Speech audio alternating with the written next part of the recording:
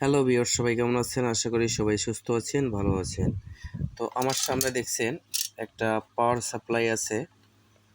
এটা একটা মোবাইলের পাওয়ার মাপার জন্য যে যন্ত্রটা, সেই যন্ত্রটা পাওয়ার সাপ্লাই। তো এইটার কি ধরনের সমস্যা হতে পারে সেই বিষয়ে আপনাদের সামনে আমি আলোচনা করব এবং বেসিক কিছু ধারণা আপনাদেরকে দিব। তো দেখেন এখানে একটা ট্রানজিস্টর আছে। এই ট্রানজিস্টরটা হচ্ছে 5200। এই ট্রানজিস্টরটার মান হচ্ছে 5200। তো এই ট্রানজিস্টরটা যদি নষ্ট হয়ে থাকে তো সেক্ষেত্রে কিন্তু আপনার পাওয়ার 00 থাকবে।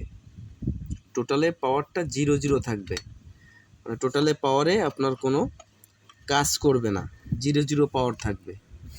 তো এই ট্রানজিস্টরটা যদি আপনি পাল্টিয়ে দেন সেক্ষেত্রে আপনার সিগন্যালটা দিবে, এখানে ডিসপ্লেতে একটা সিগন্যাল দিবে।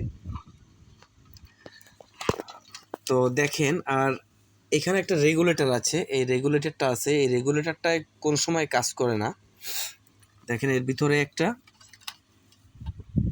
এখানে একটা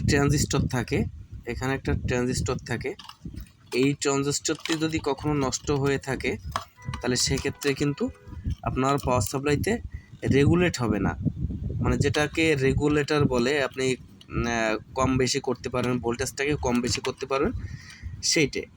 তো এখানে একটা ট্রানজিস্টর ছিল, এটা ছিল হয়তো 2383, সম্ভবত 2383 ছিল, এখানে নাই। তো এখানে যদি আমি একটা মসফেট লাগাই D880, সেক্ষেত্রেও কিন্তু একই ধরনের কাজ হবে।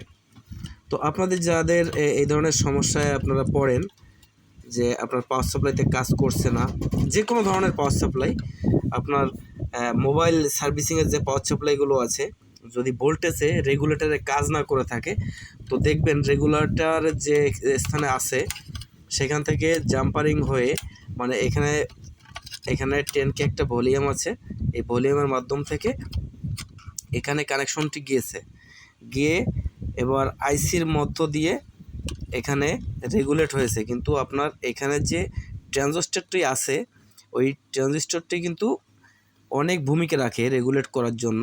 ওই ট্রানজিস্টরটি না হলে কিন্তু আপনার রেগুলেটটি হবে না। এই ধরনের পাওয়ার সাপ্লাইতে বেশিরভাগ ওই রেগুলেটরের সমস্যা হয় এবং এই ডিসপ্লেতে রেগুলেট দেখা যায় না।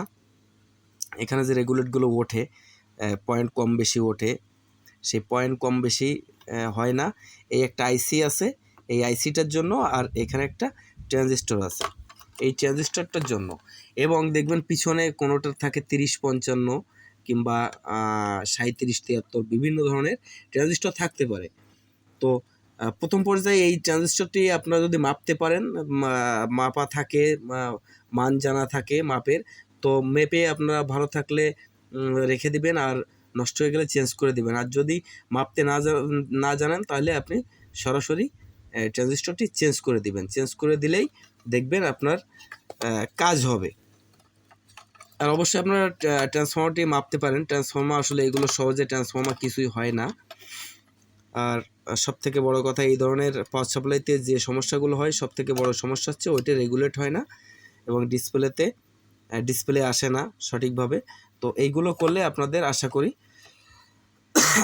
সমস্যাটির সমাধান হয়ে যাবে।